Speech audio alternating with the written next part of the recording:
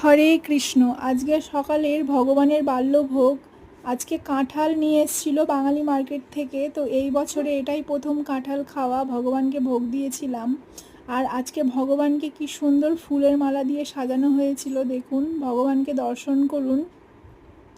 এইটা সকালের ভিডিও। আর এখানে কাঠগোলাপ দিয়েও সাজানো হয়েছিল, খুবই সুন্দরভাবে সাজানো হয়েছিল আজকে।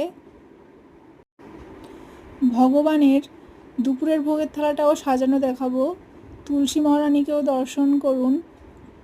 তো কালকে যেহেতু আমাদের একাদশীর মতো ব্রত করেছিলাম বলরাম দেবের আবির্ভাব তিথির কারণে, তো আজকে তার পারণের প্রসাদ অন্ন দিয়েছিলাম। আর হিঞ্চে শাক নিয়ে এসেছিলো, এটাও বাঙালি মার্কেট থেকে নিয়ে এসেছিলো হিঞ্চে শাক। তো হিঞ্চে শাকের বড়া করেছিলাম, কাঁচা টমেটো সেদ্ধ মাখা।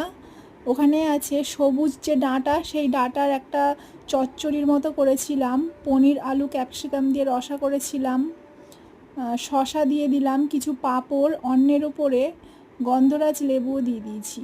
এখন প্রসাদ দর্শন করুন।